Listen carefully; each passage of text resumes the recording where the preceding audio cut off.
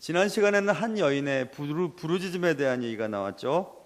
그 여인은 목회자 남편을 먼저 떠나보낸 불쌍한 여인이었습니다.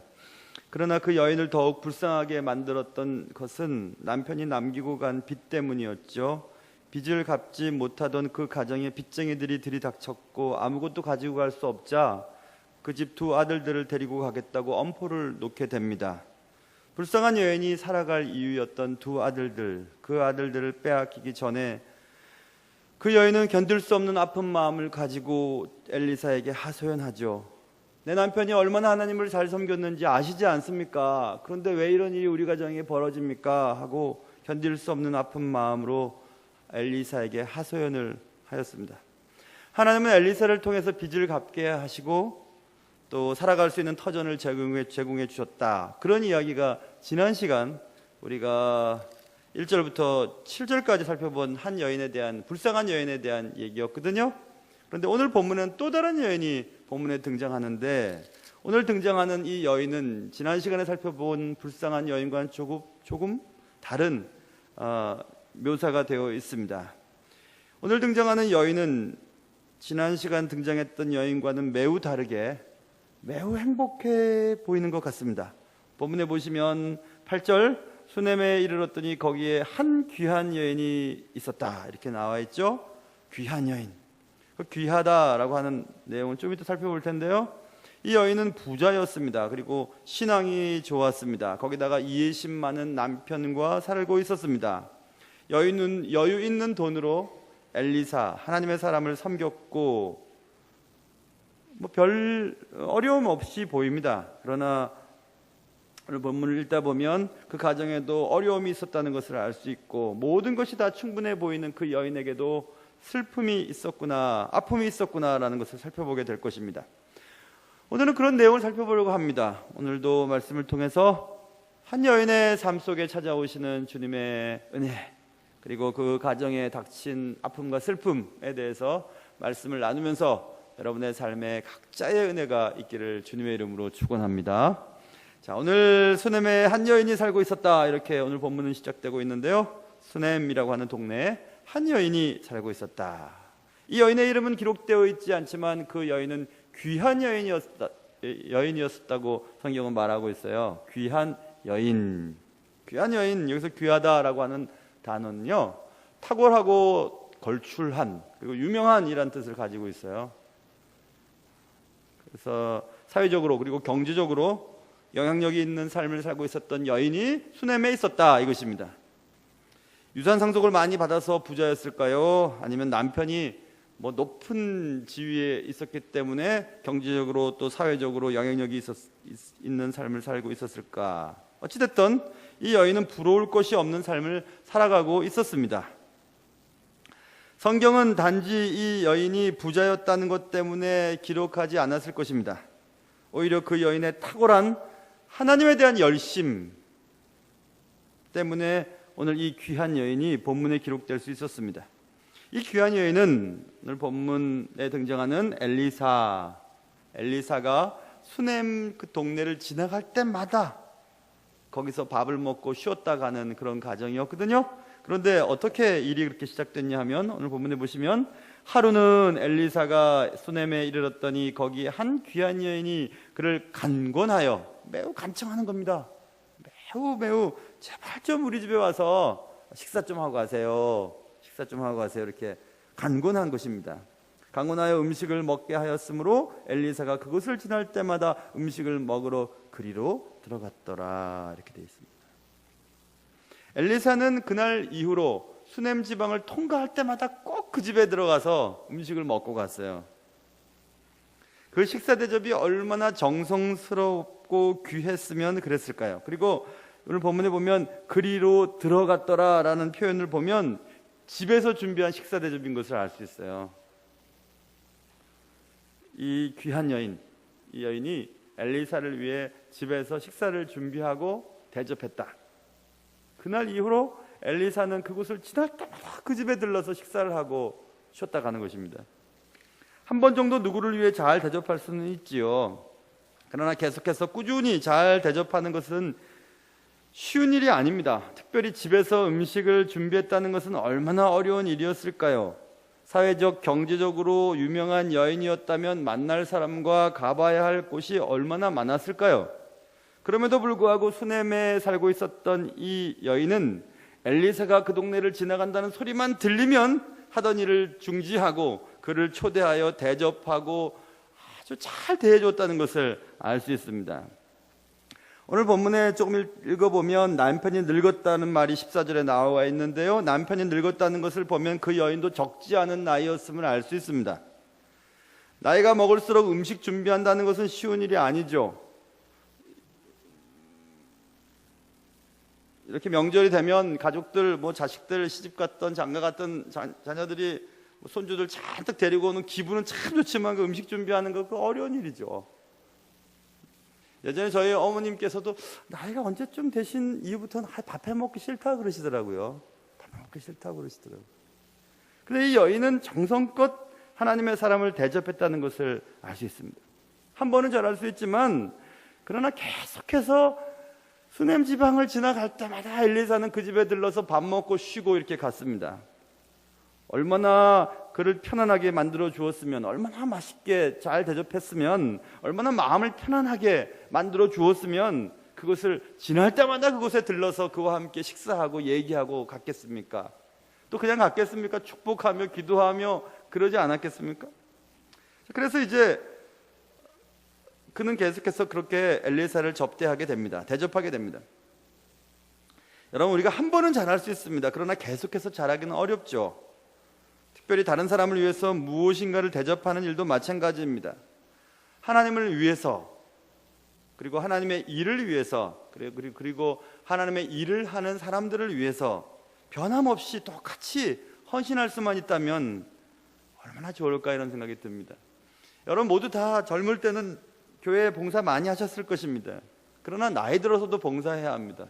나이 들어서도 변함없이 똑같이 주님을 잘 섬기고 주님의 일을 위해 애쓰고 주님의 일을 하는 사람들을 잘 접대하는 그런 은혜가 여러분과 저의 삶 속에 있기를 주님의 이름으로 축원합니다. 자, 이렇게 이 수넴 여인은 엘리사를 잘 접대했습니다. 그런데 어느 날 그가 그의 남편에게 얘기하는 장면이 9절에 나오고 있습니다. 그 여인이 그의 남편에게 어느 날 얘기합니다. 9절 보세요. 이르되 항상 우리를 지나가는 이 사람은 하나님의 거룩한 사람인 줄을 내가 압니다. 이것입니다. 자 보세요. 누가 안다고요? 내가 압니다. 내가 그 사람은 하나님의 사람이 틀림없어요. 압니다. 그런데 청합니다. 10절 우리가 그를 위하여 작은 방을 담 위에 만들고 침상과 책상과 의자와 촛대를 두사이다. 그가 우리에게 이르면 거기에 머물리다 하였더라. 이렇게 말했어요. 내가 압니다. 그는 하나님의 사람인 것을 내가 압니다. 그런데요, 당신 우리가 그를 위하여 방도 지어 놓고요, 침대도 만들어 놓고요, 그 다음에 책상도 만들어 놓고 의자도 만들어 놓고 조명기구도 좀 달아 놓읍시다. 이렇게 얘기를 했어요. 여기서 이 귀한 여인이 엘리사가 하나님의 사람인 것을 정확하게 알아보았죠. 여기서 우리는 그 여인에게 있어서 돈만 많고 명예만 많고 명성만 높은 것이 아니라 영적인 분별력이 있었음을 알 수 있죠. 로마서 12장 2절 보면 너희는 이 세대를 본받지 말고 오직 마음을 새롭게 함으로 변화를 받아 하나님의 선하시고 기뻐하시고 온전하신 뜻이 무엇인지 분별하도록 하라 이렇게 써 있습니다. 분별력이죠. 고린도전서 2장 13절에도 우리가 이것을 말하거니와 사람의 지혜가 가르친 말로 아니하고 오직 성령께서 가르치신 것으로 하니 영적인 일은 영적인 것으로 분별하느니라 이렇게 써 있습니다. 영적인 것은 영적인 것으로 분별할 수 있다 이렇게 말하고 있잖아요. 엘리사가 하나님의 사람인 것을 그 여인은 분별하였어요. 분별하였습니다. 여러분, 우리가 살고 있는 이 시대에 영적 분별력이 무감각해져서 성도들이 성도란 말이 표현이 좀 그렇죠. 사람들이 많이 모이는 곳이 다 좋은 교회, 영적으로 바른 교회라고 말할 수는 없어요. 지하에 몇 명 두지 않고 그냥 열심히 애쓰는 그런 개척교회, 지하교회라고 해서 그 교회를 담임하는 목사님의 영적 수준이 떨어지거나 또 그 교회가 하나님의 축복을 받지 않은 것도 아닙니다. 영적으로 분별력을 가지고 분별을 해야 하죠. 그런데 그 영적인 분별력은 영적인 것은 영적인 것으로만 분별이 가능해요. 그렇기 때문에 우리가 분별력을 가져야 합니다. 저 사람 하나님의 사람이 맞구나. 저 사람이 지금 하는 이야기가 하나님의 뜻이 맞구나. 하나님이 저 사람을 통해서 하고자 하는 일들이 분명히 옳은 일이구나라는 것을 분별해야 합니다. 무턱대고 내 뜻에 맞지 않는다고 반대를 하거나 혹은 저 사람이 말한다고 해서 다 맞다고 생각하면 안 됩니다. 분별력을 가져야 되죠. 그런데 이 귀한 여인은 이 사람은 하나님의 거룩한 사람인 줄을 내가 아노니 이렇게 말했어요. 분별을 하고 있죠. 분별력이 굉장히 중요합니다, 여러분. 성경 공부한다고 가르쳐 준다고 또 뭐 신령한 예언을 한다고 아무데나 가면 안 됩니다. 우리의 영혼이 점점 죽어가요. 점점 죽어갑니다. 교회, 내가 지금 섬기는 교회, 그리고 우리가 몸담고 있는 교회, 우리 자녀들이 신앙교육을 받고 있는 이 교회가 하나님의 뜻에 맞도록 잘 성장하기 위해 우리가 무엇을 해야 될 것인가? 어려우면 어려운 대로, 힘들면 힘든 대로 그곳에서 열심히 이렇게 신앙생활을 하는 것이 옳은 것입니다. 하나님의 사람인 것을, 엘리사가 하나님의 사람인 것을 알아본 그 여인이 남편에게 한 가지 일을 요청하게 되죠. 그를 위하여 이것저것 합시다, 이것입니다. 여기서 그 귀한 여인이 준비한 내용들을 보면 감사한 마음이 듭니다. 그러나 그 여인에게 있어서 더 우리가 본받을 만한 것은 내가 알고 남편은 아직 알지 못했다는 얘기죠. 그런데 내가 알지만 우리가 그 일을 합시다, 이렇게 얘기를 해줘요. 굉장히 멋진 얘기죠. 그래서 남편을 하나님의 일에 동참시키는 장면이 멋진 거예요. 굉장히 멋진 내용입니다. 우리가 그를 위하여, 우리가 지금 엘리사가 하나님의 거룩한 사람인 것은 내가 알지만 우리가 그 일을 합시다 하면서 당신이 그 일을 해줬으면 좋겠습니다 라고 남편을 이렇게 청하는 거죠. 아주 멋진 내용이 아닐 수 없어요. 돈 많고 뭐 그 동네에서 꽤나 유명한 그 여인이 뭐 다락에 집 하나 조그맣게 하나 지어놓고 뭐 세간살이 좀 집어넣는 거, 그거 뭐 어려운 일이겠습니까? 그러나 그것을 남편이 주도하도록 만들어줍니다. 아주 멋진 내용입니다. 여러분, 여기서 우리가 기억해야 될 것은 남자와 여자의 차이는, 능력의 차이는 없어요. 여자도 능력이 참 좋고요, 능력의 차이는 없습니다. 그러나 역할의 차이는 있죠. 분명히 있죠. 역할과 기능의 차이는 있습니다. 하나님 그렇게 세우셨어요. 그런데 남자의 역할 가운데 하나는 주도하는 역할을 하고 싶어 해요. 내가 내리는 결정대로 무엇인가 움직여 가기를 원하고 있습니다. 남자들은 대부분 그렇습니다. 남자가 주도하지 않게 될 때 옳은 일이라고 해도 안 하려고 합니다. 남자들은.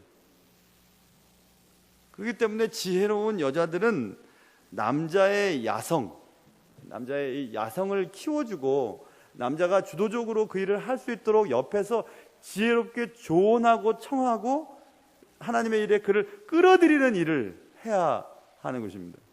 에이, 남편 저건 교회도 모르고 신앙도 모르고 그러니까 내버려두고 공국이나 끌어주고 그냥 교회를 한다고 막 교회 와서 하면 남편 절대 교회 안 나옵니다.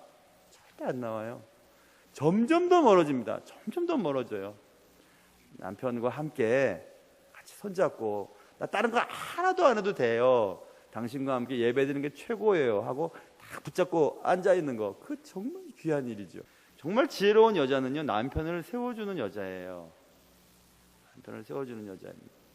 베드로전서 3장 1절부터 6절, 아내들아 이와 같이 자기 남편에게 순종하라 이렇게 말했습니다. 이는 혹 말씀을 순종하지 않는 자라도 말로 말미암지 않고 그 아내의 행실로 말미암아 구원을 받게 하려 함이라.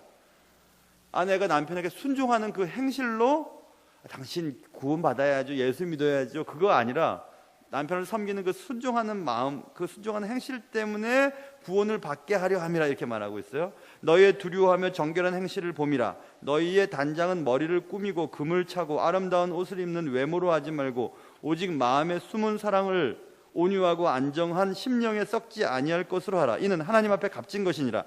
그러면서 이제 예를 하나 드는데, 전에 하나님께 소망을 두었던 거룩한 부녀들도 이와 같이 자기 남편에게 순종함으로 자기를 단장하였나니, 사라, 아브라함의 아내 사라를 얘기합니다. 사라가 아브라함을 주라 칭하여 순종한 것 같이 너희는 선을 행하고 아무 두려운 일에도 놀라지 아니하면 그의 딸이 된 것이니라 이렇게 말하고. 남자를 세워주는 여자가 제일 멋진 여자입니다. 남자가 좀 단순하면서도 어리석거든요. 그래서 꼭 그냥 뭐 오랜만에 아내를 위해서 뭐 하려고 딱 하는데 아내가 딱 시키면 막 싫거든요. 딱 하기 싫어요. 뭐 그러니 조금 기다려줄 줄 알아야 될 것 같아요. 남자에게 주도권을 주어 일하게 하는 것 굉장히 중요한 것입니다.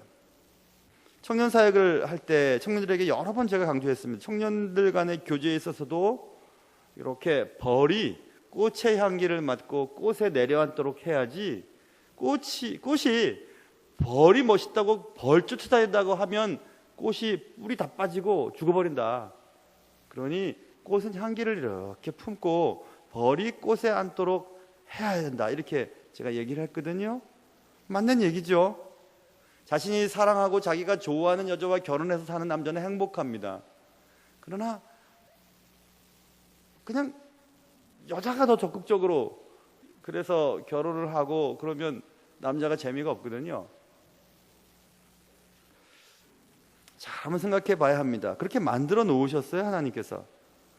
그래서 그 여인에게 있어서 우리가 본받을 점은, 이 여인에게 있어서 본받을 점은 설득력이에요. 엘리사가 수넴을 지나갈 때에 엘리사가 뭐 굳이 어떤 집에 가서 밥을 먹고 그럴 이유도 없겠고 그러고 싶지도 않았을 것입니다. 저도 그렇거든요. 누군가 개인적으로 이렇게 관계를 맺는 일은 부담스러워요. 목회자는 두루두루 다 관계를 좋게 맺어야지, 누군가 특별히 친하면 부담스럽거든요. 그런데 성도들은 개인적인 교제를 원해요. 굉장히 부담스럽습니다, 어떨 때는. 그러니까 이 엘리사가 수넴에 지나갈 때에 이 귀한 여인, 이름도 기록되어 있지 않은 이 여인의 집에서 밥을 먹고 앞으로도 계속 먹게 된 것은 오늘 본문에 있는 것처럼 여인이 그를 간곤하여, 이 말이 있습니다. 간청하고 설득한 거죠. 그래서 엘리사가 그곳에 들어가서 밥을 먹고 또 그곳에 들어갈 때마다 그 집에 가서 밥을 먹고 그러다가 이제 그 집에서 아예 쉬고 가는 그런 관계가 되었거든요. 엘리사를 설득했죠. 그래서 지금 이 남편도 설득해요. 남편을 설득합니다. 그래서 이 여인은 설득을 잘하는 여인이었던 것 같아요. 설득을 참 잘합니다. 어떻게 설득했는지는 잘 모르겠어요. 밤에 그냥 이렇게 그냥 이게 발음이 이렇게 꽈지는 발음 있잖아요. 코 발음. 예? 코맹맹이? 그건 아니지. 코맹맹이 말고 이렇게 막 이렇게 이응자가 들어가는 거 이렇게. 그래가지고 했는지 아니면 뭐 어떻게 했는지 아무튼 이 남자들을 설득하는 장면이 나옵니다. 남편을 설득해서 엘리사를 위하여 방을 만들고 방을 꾸미는 장면 아주 멋집니다. 되게 멋져요. 남편이 주도하게 하는 거죠. 남편은 그 사람이 하나님의 거룩한 사람인지 뭔지 잘 몰라요. 그러나 남편이 그 일을 하도록 만들어주는 것입니다. 그것은 나이 드신 분들과 뭘 할 때도 마찬가지인 것 같아요. 나이 드신 분들은 본인이 결정 내리는 것을 좋아하거든요. 직장생활 할 때나 또 어른 목사님들 모실 때는 제 아이디어였지만 목사님의, 제가 부목사 때 담임 목사님의 아이디어인 것처럼 만들어 드리는 거죠. 그러면 굉장히 기뻐하셔요. 굉장히. 뭐 그런 거죠, 여러분. 그래서 여자들은 한번 잘 생각해 보셔야 합니다. 다윗이 칼을 막 빼들고 다 죽여버리겠어 하고 그냥 나발의 집을 막 쳐들어갈 때에 그 분노를 잠재웠던 아비가일이라고 하는 여인이, 여러분 이미 공부했죠? 나발의 아내였지만 나중에 다윗의 아내가 된 아비가일이라고 하는 분도 계시고, 또 사무엘하 6장에서는 다윗이 막 기분 좋아서 하나님 앞에 찬양하고 법궤가 자기의 성에 들어오는 것 때문에 막 춤을 추고 그럴 때 그냥 아내가 막 이렇게 하고 있다가 흥 하면서 그냥 당신이 왜 그 모양이냐고 할 때에 다윗이 분노하여서 막 그냥 화를 내는 장면이 나오잖아요. 똑같은 여인인데 어떤 여인은 남자의 그리고 상대방의 분노를 잠재우는 사람이 있고, 어떤 사람은 잠잠했던 사람을 분노하게 만드는 사람들이 있습니다. 여러분, 예쁜 여자는 보기는 좋을지 모르겠어요. 그러나 성경에서 좋은 아내는 예쁜 여자가 아니에요. 성경에서 말하는 좋은 아내는 지혜롭고 현명한 여자라고 말하고 있거든요. 그 지혜롭고 현명한 여자는 어떤 여자인가? 잠언 14장에 보면 지혜로운 여인은 자기의 집을 세운다 이렇게 말하고 있습니다. 집은 건축물을 말하는 게 아니죠. 가문, 가정을 세운다는 것입니다. 잠언 19장에도 집과 재물은 조상에게서 상속하거니와 슬기로운 아내는 여호와께로서 말미암느니라 이렇게 말하고 있어요. 슬기로운 아내는 하나님이 주셔야 받을 수 있답니다. 근데 그 슬기롭다라고 하는 단어가 바로 분별력 있는 이란 뜻을 가지고 있어요. 분별력 있는 여인을 말해요. 프루던트라고 하는 분별 있는, 신중한, 현명한 이런 뜻을 가지고 있거든요. 그러니까 분별력 있는, 우리가 지금 계속 얘기하는 분별력 있는 여인은 하나님으로부터 오는 것입니다. 그러니 아들의 결혼과 또 딸의 결혼을 위해서 우리가 무엇을 어떻게 기도를 해야 되는지 나오죠. 남편을 잘 세워주는 여자, 설득을 잘하는 여자, 분별력이 있는 여자, 그런 여자가 될 때 가문과 공동체가 세워지는 것입니다.